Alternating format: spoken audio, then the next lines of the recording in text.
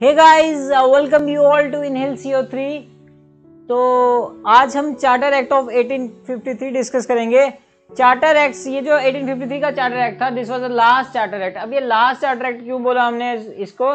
क्योंकि अब कोई खास जरूरत नहीं बची थी दोबारा चार्टर को लाने की। जो टर्म्स एंड कंडीशंस थी चार्टर की, उनको हम रिवाइज करते थे ईस्ट इंडिया कंपनी की हर 20 साल बाद। जैसे 1793 में हमने बोला कि 1793 में हमारा जो चार्टर एक्ट आया था, उसके 20 साल बाद हमने एक नया चार्टर लाया, डेट इज 1813, और उसके 20 साल बाद हमने फिर से इन टर्म्स एंड कंडीशंस को रिवाइज किया और हम एक न्यू चार्टर एक्ट लेके आए, डेट इज 1833। अब क्योंकि 20 साल फिर से हो चुके थे, एक और चार्टर लेके आए जिसको हमने बोला चार्टर एक्ट ऑफ 1853। अब हमने आपको बताया था कि जो गवर्नर जनरल होता था, गवर्नर जनरल की एक एग्जीक्यूटिव काउंसिल होती थी। तो गवर्नर जनरल की जो एग्जीक्यूटिव काउंसिल होती थी, वो क्या फंक्शन परफॉर्म करती थी? वो एग्जीक्यूटिव के साथ में लेजिस्लेटिव फंक्शंस भी परफॉर्म करती थी। तो through this charter act of 1853 जो लेजिस्लेटिव फंक्शंस और जो एग्जीक्यूटिव फंक्शंस थे, किसके? गवर्नर जनरल की काउंसिल के।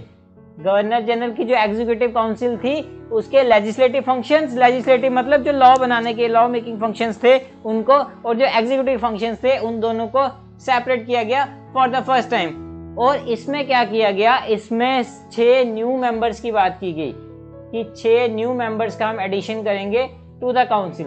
अब जो एग्जीक्यूटिव काउंसिल थी उसमें हमने क्या किया कि 6 न्यू मेंबर्स को ऐड किया, और जो टोटल मेंबरशिप थी वो हमने बढ़ा के कितनी कर दी? 12। दूसरे शब्दों में अगर मैं बोलूं तो एक सेपरेट लेजिस्लेटिव काउंसिल की बात की हमने एस्टैब्लिश की एक separate legislative council through this charter act of 1853। अब ये जो 6 मेंबर्स हमने ऐड किए, 6 न्यू मेंबर्स, ये जो लेजिस्लेटिव विंग था ना इस काउंसिल का, जिसमें हमने ये 6 न्यू मेंबर्स ऐड किए थे, ये हमारा फंक्शन करता था as a mini parliament. This function as a mini parliament. और ये सेम वैसे ही प्रोसीजर्स, उसी तरह से चीजों को अडॉप्ट करता था, वही सेम प्रोसीजर चलता था जैसे हमारी ब्रिटिश पार्लियामेंट में चलता था। और ये जो प्रोसीजर था, this was the beginning of parliamentary democracy in India. And also in this act legislation for the first time was treated as a special function.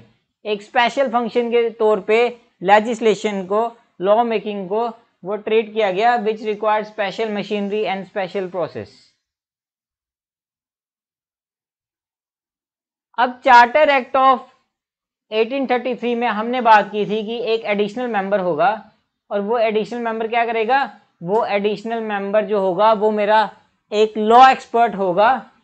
That additional member will be a law expert who will be expert in law making. और उसको वो कौन होगा? वो मेरा law member होगा who will be expert in law making, और उसको वोटिंग की पावर नहीं होगी। He don't have any right to vote. तो उस लॉ मेंबर को in this charter act of 1853 मैंने क्या किया? मैंने उसको बना दिया as a permanent member, as a full member का मैंने उसको दर्जा दे दिया। इनडेफिनेट एक्सटेंशन दी गई, किसको? ईस्ट इंडिया कंपनी को। जो कंपनी का रूल था उसको एक्सटेंड किया गया for an indefinite period. Indefinite period unlike the previous charter act. अब अगर मैं पिछले चार्टर एक्ट्स की बात करूं तो वहां पे एक पर्टिकुलर टाइम पीरियड डिफाइन किया गया होता था कंपनी के लिए कि हाँ जी 20 साल हमने दिए आपको, 20 साल बाद हम आपकी टर्म्स एंड कंडीशंस को, आपके चार्टर को दोबारा से रिवाइज करेंगे। जैसे 1793 का चार्टर एक्ट आया, उसके बाद 20 साल दिए, 1813 का चार्टर एक्ट आया, उसके बाद फिर 20 साल दिए, 1833 का आया। तो इसी तरह से सिलसिला जारी और था। बट जब 1833 के 20 साल बाद यानी कि 1853 में ये जो हमारा चार्टर एक्ट आया, इसमें हमने बात की इनडेफिनेट एक्सटेंशन। मतलब यहाँ पे कोई टाइम पीरियड प्रिस्क्राइब नहीं किया कि कंपनी रूल को एक्सटेंड तो किया गया, बट कितनी देर के लिए किया गया वो मेंशन नहीं किया गया। अब ये ब्रिटिश रूल के हाथ में है, जब तक वो चाहे, जब तक ब्रिटिशर्स की मर्जी है वो तब तक कंपनी रूल रखें, और जब उनकी मर्जी ना हो, जिस दिन उनका मूड किया, जिस टाइम पे भी उनका मूड किया, वो कंपनी रूल को खत्म कर सकते हैं। और साथ ही साथ लोकल रिप्रेजेंटेशन दी गई लेजिस्लेटिव काउंसिल में। अब लेजिस्लेटिव काउंसिल में मैंने आपको बताया कि 6 न्यू मेंबर्स ऐड किए गए। तो ये जो 6 न्यू मेंबर्स थे ना, इन 6 न्यू मेंबर्स में से जो मेरे 4 मेंबर्स थे they were to be appointed by the local governments. जो मेरी लोकल गवर्नमेंट्स थी वो लोकल गवर्नमेंट्स इन 4 मेंबर्स को अपॉइंट करेंगी आउट ऑफ 6 न्यू मेंबर्स जिनकी मैंने बात की, जो इस मैंने चार्टर एक्ट में लाया, from the local governments of Madras, Bombay, Bengal and Agra. साथ ही साथ एक ओपन कंपटीशन सिस्टम की बात की for the selection and recruitment of civil servants. तो चार्टर एक्ट ऑफ 1833 अगर आपको याद होगा तो मैंने वहां पे आपको बताया था कि एक अटेम्प्ट की गई by the Britishers to introduce an open competition system for the recruitment and selection of civil servants, but वो चीज़ कामयाब नहीं हो पाई। उस चीज़ को नेगेट कर दिया गया, उस चीज़ को नकार दिया गया। बिकॉज क्योंकि जो कोर्ट ऑफ डायरेक्टर्स थे उनका काफ़ी ज़्यादा अपोजिशन आया उस चीज़ को लेके। तो अब एक्चुअली क्या था कि जो सिविल सर्विसेज थे ना उस टाइम, तो सिविल सर्विसेज थे वो उस टाइम 2 में डिवाइडेड थे। एक मेरे थे हायर सिविल सर्विसेज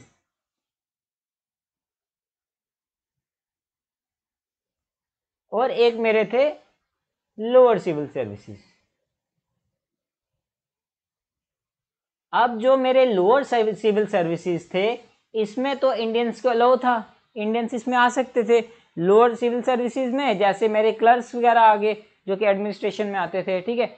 अब जो हायर सिविल सर्विसेज होते थे जिनको मैं साथ ही साथ बोलता था they were called as covenanted civil services, जिसमें हमारे आगे जो हमारे आईएएस ऑफिसर्स, आईपीएस ऑफिसर्स, तो ये मेरे किस में आते थे, हायर सिविल सर्विसेज में आते थे।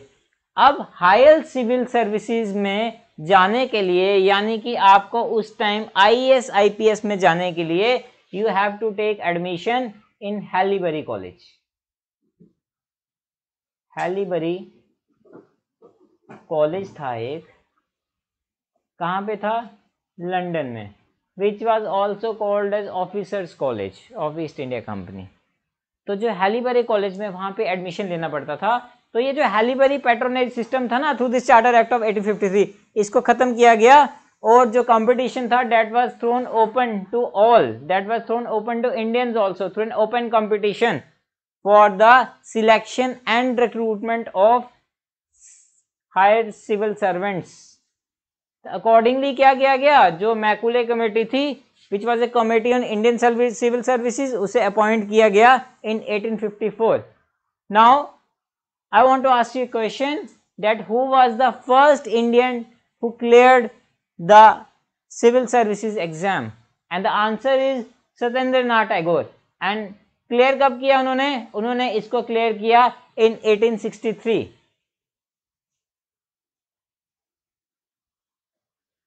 अब क्या हो रहा था कि ये जो टेरिटरीज थी, ब्रिटेन की जो टेरिटरीज थी इंडिया में, काफ़ी ज़्यादा टेरिटरीज जो थी वो दिन बर दिन इसके साथ मिल रही थी। तो इनको क्या हो रहा था, इनको एडमिनिस्ट्रेशन करने में प्रॉब्लम आ रही थी। तो सारी चीज़ें जो इंग्लैंड वाले थे वो खुद नहीं कर पा रहे थे। तो इन्होंने क्या किया, इन्होंने कोर्ट ऑफ डायरेक्टर्स को बोला कि भाई आप क्या करो, आप अगर कोई भी न्यू प्रेसिडेंसी अगर क्रिएट करनी है ना, किसी न्यू प्रेसिडेंसी को क्रिएट करना है या मिलाना है, तो ये जिम्मा आपका, ये चीज़ आप करोगे। Because why, because they were facing quite difficulties in administrating the increasingly large Indian territories of Britain। अब अगर मैं 1833 का एक्ट बोलूं और 1853 का एक्ट बोलूं, तो 1853 और 1833 के बीच में 2 न्यू प्रोविंसेस ऐड किए गए। कौन कौन से, एक प्रोविंस ऑफ सिंध और एक पंजाब, ये ऐड किया गया। और साथ ही साथ इस एक्ट ने क्रिएशन की किसकी, असम की, बर्मा की और सेंट्रल प्रोविंसेस की। अब क्या था, अब मैंने आपको 1833 में एक बात और बताई थी कि जो मेरा गवर्नर जनरल था बंगाल का, उस गवर्नर जनरल ऑफ बंगाल को बना के एक न्यू डेजिग्नेशन उसको चेंज की गई और उसको बना दिया गया गवर्नर जनरल ऑफ इंडिया। अब गवर्नर जनरल ऑफ इंडिया जब उसको बना दिया, अब उसको सिर्फ बंगाल नहीं देखना था, अब उसको पूरे का पूरा इंडिया देखना था। He was to head administration of the whole of India। इसलिए उसके लिए ये बहुत मुश्किल था। इसलिए चार्टर एक्ट ऑफ 1853 ने बोला कि जो मेरी बंगाल प्रेसिडेंसी है, इस बंगाल प्रेसिडेंसी के लिए आप एक सेपरेट गवर्नर की अपॉइंटमेंट करो। क्यों? बंगाल के लिए एक सेपरेट गवर्नर की। अब जैसे देखो, बॉम्बे प्रेसिडेंसी थी, उसका अपना एक गवर्नर था, मद्रास प्रेसिडेंसी थी, उसका एक गवर्नर था। अब बंगाल जो थी, बंगाल प्रेसिडेंसी में पहले तो था गवर्नर जनरल, बट वो गवर्नर जनरल ऑफ इंडिया हो गया। अब उसके साथ बहुत बड़ा एरिया आ गया, पूरा इंडिया उसके अंदर आ गया। अब उसको मुश्किल और था, इसलिए इन्हें बोला कि अपॉइंटमेंट करो, एक सेपरेट गवर्नर दो। किसके लिए? मेरी जो बंगाल प्रेसिडेंसी है, बंगाल प्रेसिडेंसी, इसके लिए भी एक सेपरेट गवर्नर चाहिए।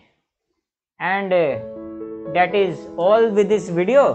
तो अगर आपको ये वीडियो अच्छा लगा हो तो वीडियो को लाइक कीजिएगा, अपने फ्रेंड्स के साथ शेयर कीजिएगा, and don't forget to subscribe to Inhale CO3। और हाँ, वीडियो कैसा लगा है कमेंट सेक्शन में जाके ज़रूर बताइएगा। Thank you.